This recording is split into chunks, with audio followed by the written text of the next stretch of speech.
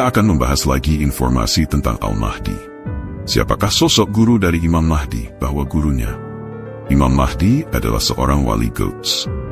Sebelum saya menyampaikan informasi ini, saya hanya ingin mengingatkan kepada kalian semua bahwa kebenaran yang mutlak hanyalah datang dari Allah Subhanahu wa Ta'ala. Sang Khalifah ataupun Imam Mahdi adalah manusia utusan Allah yang akan menjadi khalifah pada zaman sekarang ini, yang akan menjadi pemimpin semua umat, bahkan akan menjadi pemimpin seluruh makhluk, baik yang ada di langit maupun yang ada di bumi. Kehadiran Khalifah Allah pada setiap zamannya, yang akan menjadi pewaris dan penerus Rasulullah, pasti akan muncul dari turunan silsilah penyambung Rasulullah ataupun penyambung ruh kerasulan. Setiap manusia pilihan yang akan menjadi khalifah Allah di muka bumi ini pasti memiliki seorang guru, yang dimana gurunya itu adalah seorang manusia yang pernah juga mewarisi isi dada atau isi kolbunya Rasulullah Muhammad SAW, dan pernah juga menjadi khalifah Allah pada zamannya terdahulu. Gurunya Imam Mahdi adalah seorang wali kutub, ataupun sebutan yang baru saya dengar adalah wali Quds. Wali Quds adalah gurunya para wali, yaitu yang paling tinggi derajatnya di antara semua wali yang ada di muka bumi. Ini adalah seorang manusia pilihan Allah, yang dimana di dalam dirinya juga arwahu mukadasah Rasulullah Muhammad SAW, ataupun mewarisi roh kerasulan. Gurunya Imam Mahdi adalah seorang wali Qust. Ia adalah seorang wali yang semasa hidupnya pernah juga mewarisi Nur Muhammad, ataupun Nurun ala Nurin, yaitu cahaya di atas cahaya di dalam dirinya.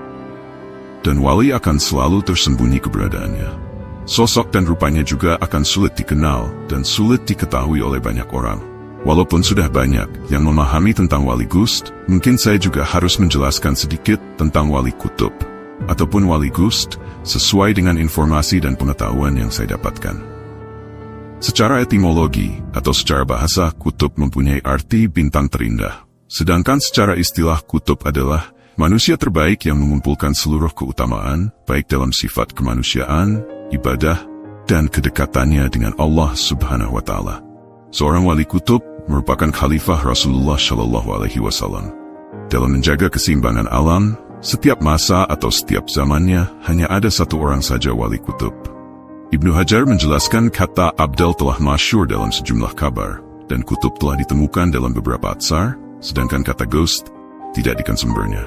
Jalaluddin As-Suyuti telah mengetengahkan akan adanya kutub Autat dan Abdal. Dalam kitabnya, Al-Kabarut selalu Allah wujudil kutbi wa utati wan nujabai wal Abdali. Keterangan ini menunjukkan adanya kutub berbeda dengan ghost yang tidak ada penunjukan. Hal ini berdasarkan pada hadis dan atsar yang ditemukan. Namun adapun Qust secara istilah adalah persamaan dari kutub.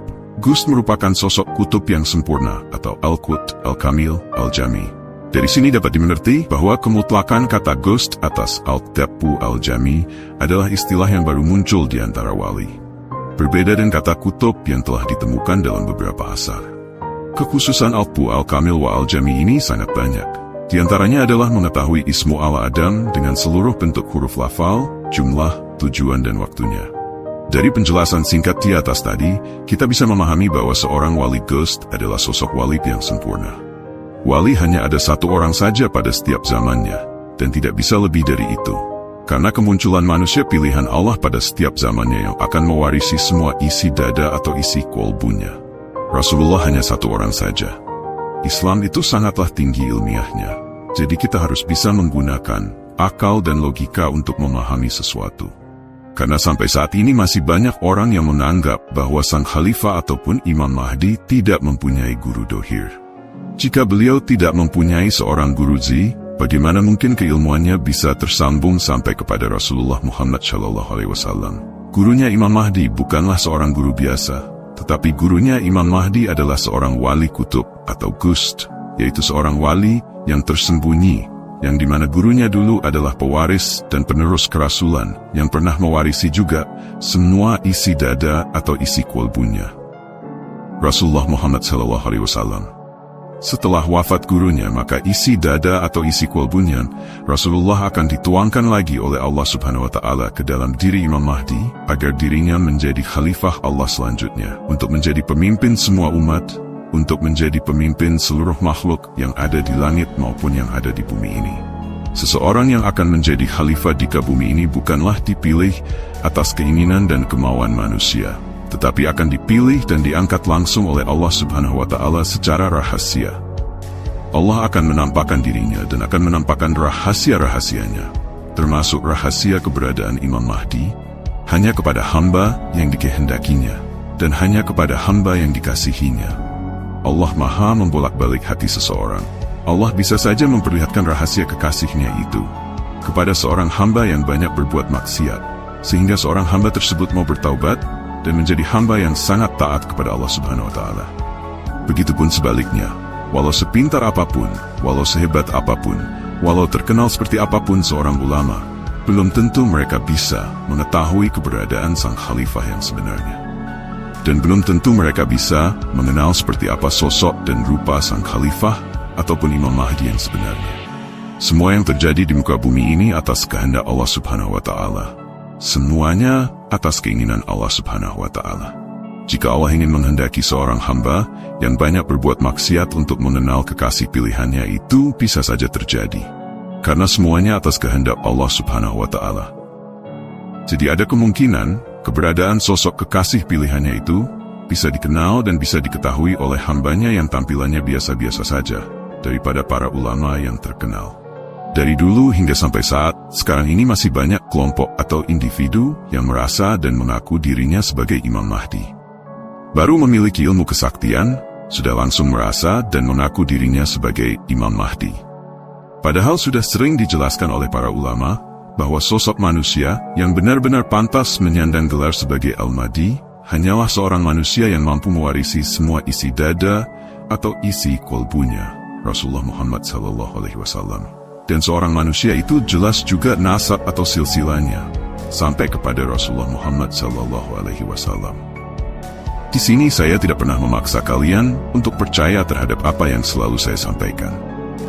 Tetapi saya hanya berbagi informasi tentang sosok seorang manusia pilihan Allah, agar sedikit memperjelas tentang keaslian terdapat pada diri Khalifah Allah yang sebenarnya.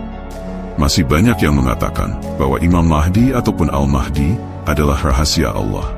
Jadi tidak ada manusia yang bisa mengenal dan mengetahui tentang sosok Imam Mahdi yang sebenarnya. Saya sudah sering menjelaskan bahwa Islam itu sangatlah tinggi ilmiahnya. Jadi coba gunakan akal dan logika untuk memahami sesuatu. Sosok Imam Mahdi ataupun Al-Mahdi memang rahasia Allah.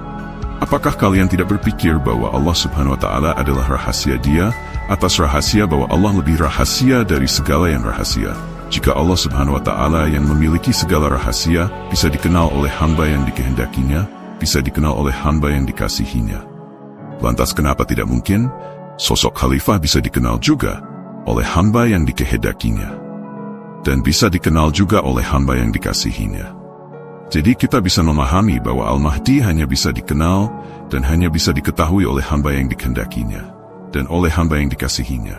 Hamba yang dikehendaki dan hamba yang dikasihinya adalah orang-orang pilihan Allah yang sudah dibersihkan hati, jiwa dan pikirannya oleh Allah Subhanahu wa Ta'ala. Allah Maha Suci. Jika ingin sampai dan berjumpa dengan Allah, harus bersihkan dan sucikan dulu diri secara lahir maupun batin, dan bersihkan dulu diri dari segala nafsu dan keserakahan serta dari keterikatan terhadap dunia. Buang akuan diri, pinggirkan dulu ego. Jika diri sudah dibersihkan secara lahir maupun batin, maka hati dan jiwa akan selalu diselimuti oleh cahaya Allah. Baik pemirsa, mungkin ini saja yang bisa saya sampaikan, lebih dan kurangnya dan banyak salahnya dalam penyampaian. Kami mohon maaf.